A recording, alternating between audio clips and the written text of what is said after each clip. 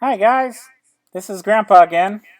It's good to have you with me again. We're going to keep reading some more in our Mr. Popper's Penguin book. But before we get started, raise your hand if you think having a penguin would be a good idea. Raise your hand if you think, I don't think having a penguin would be a very good idea at all. I can think of some good reasons for both. A penguin would be a lot of fun, and you'd probably be the only person on your block that had a penguin. He'd get a lot of attention. But on the other side, how are you going to keep him cold? He needs to stay cold. In our last chapter, they took their refrigerator, and he's now going to live in the refrigerator. And what does he like to eat? He likes to eat their goldfish. And can you continue to buy him goldfish to eat? He's going to have to come up with something to eat. And he probably eats quite a bit. All right, today we're going to start with chapter 6, which looks like this. Chapter 6 looks like...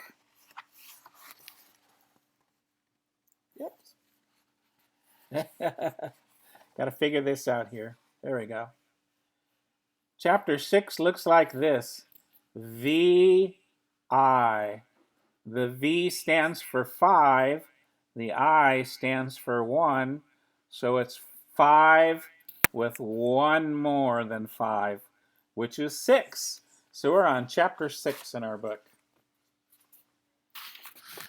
The children were the first to notice the policeman. Uh-oh.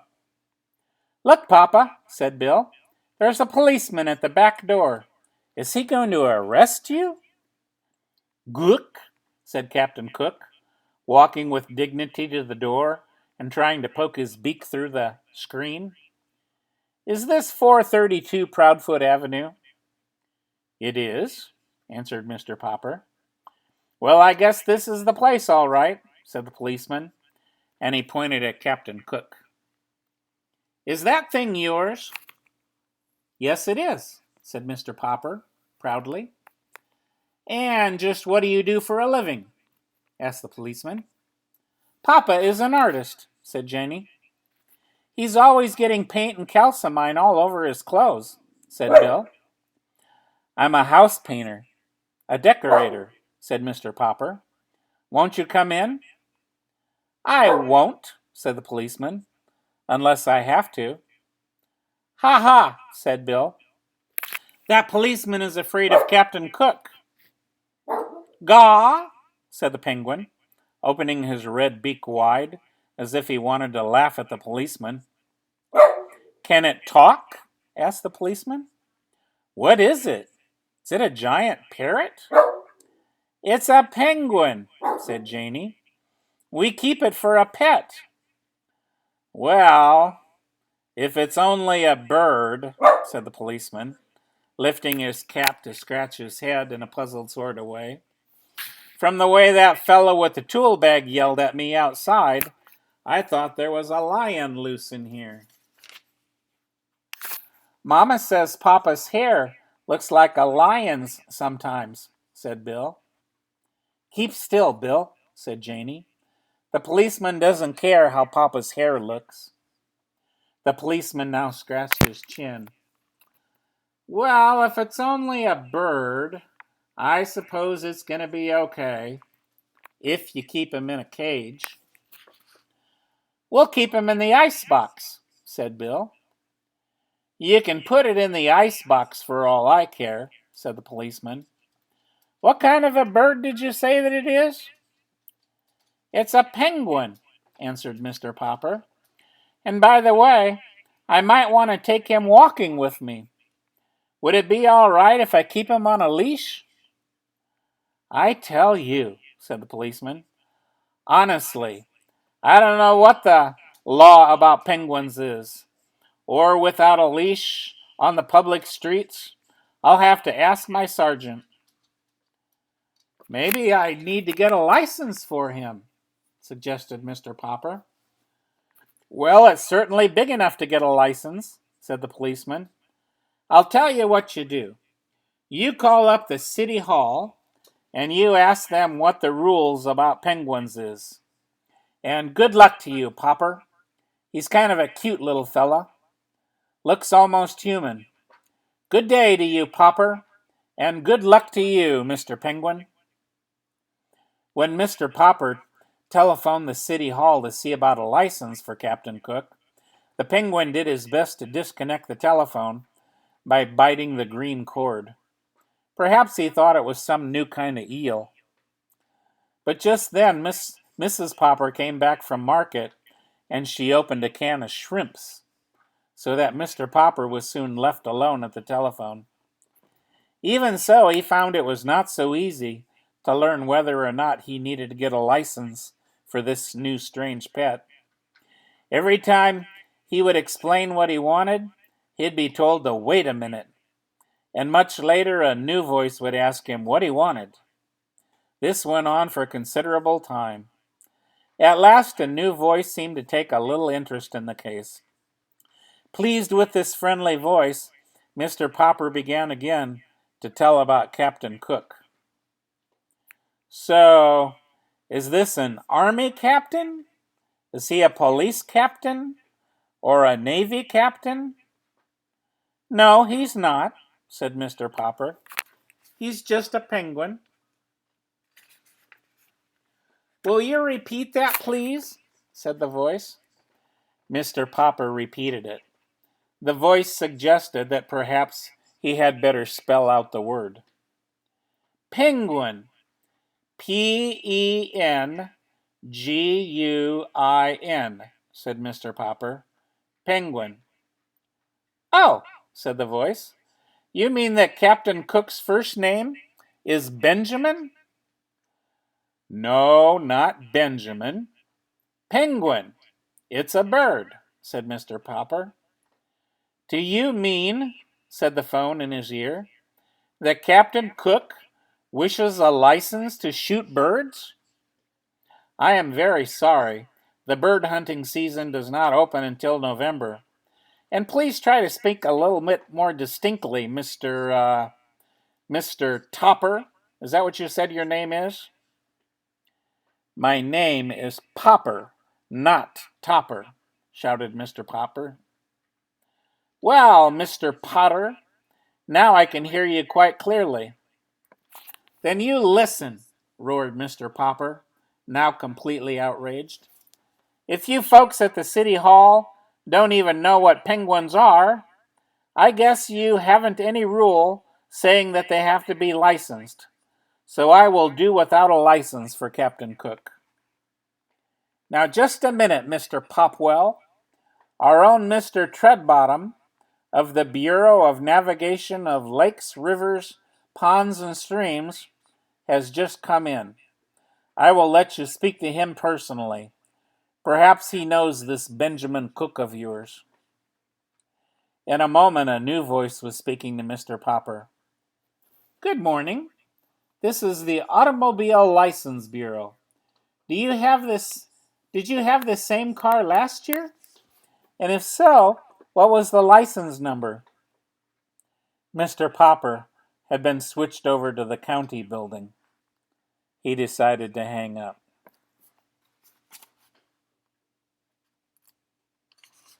And that takes us to chapter 7, which looks like this.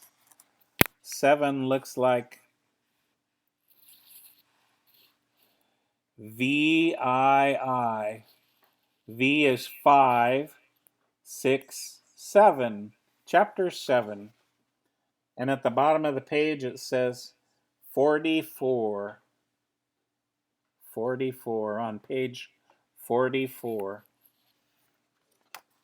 And this chapter is called Captain Cook Builds a Nest. Very reluctantly, that means they didn't want to, but they did it anyway. Very reluctantly, Janie and Bill had to leave Captain Cook, and they had to go to school. Mrs. Popper was busy in the kitchen, rather belatedly doing the breakfast dishes, and while she dimly realized that the penguin was going in and out of the refrigerator pretty frequently, she thought nothing of it at first. Meanwhile, Mr. Popper had abandoned his telephoning and was now busy shaving and making himself neat in honor of being the owner of such a splendid bird as Captain Cook.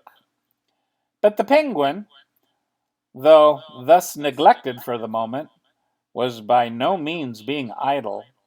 Idle means not doing anything.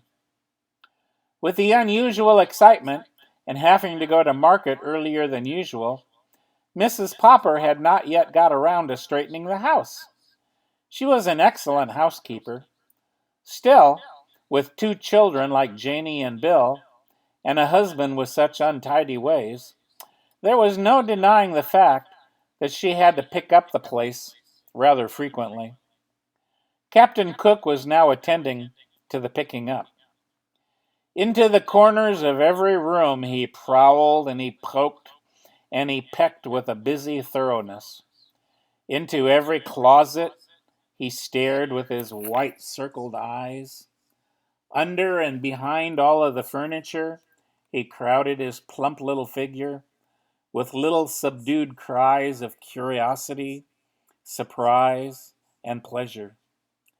And each time he found what he seemed to be looking for, he picked it up in the black end of his red beak and carried it, waddling proudly on his wide pink feet, into the kitchen and into the icebox. At last it occurred to Mrs. Popper to wonder what on earth was this busy bird up to. When she looked, she could only scream to Mr. Popper to come quickly and see what Captain Cook was doing now. Mr. Popper, himself looking rather remarkable, as Mrs. Popper noticed later, joined her in staring with astonishment into the refrigerator. Captain Cook had come up too and helped them look. "Ork? Ork?" he said with triumph. Mrs. Popper laughed. Mr. Popper gasped as they saw the results of Captain Cook's trips throughout the house.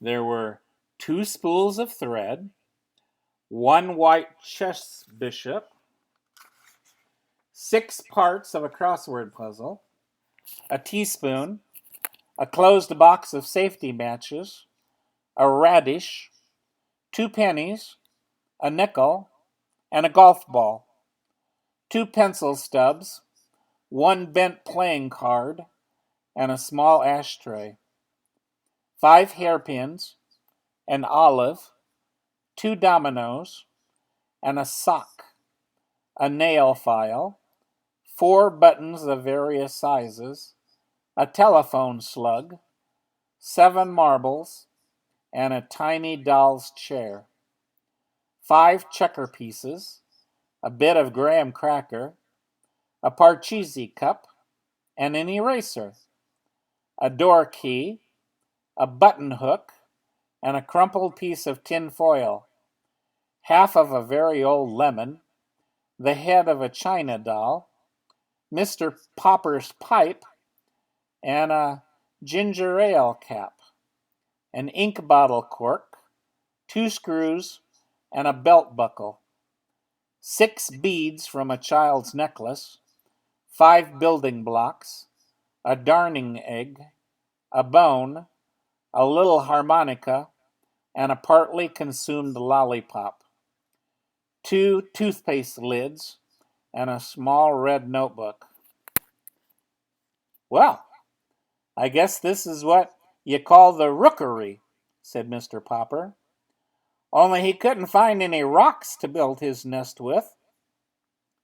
"Well," said Mrs. Popper, "those penguins may have some heathen ways at the South Pole, but I declare, I think this one's going to be quite a help around the house." "Ork?" said Captain Cook, and strutting back into the living room, he knocked over the best lamp. "I think, Papa," said Mrs. Popper, "that you had better take Captain Cook outside for a little exercise. Good gracious, you're all dressed up. Why, you look almost like a penguin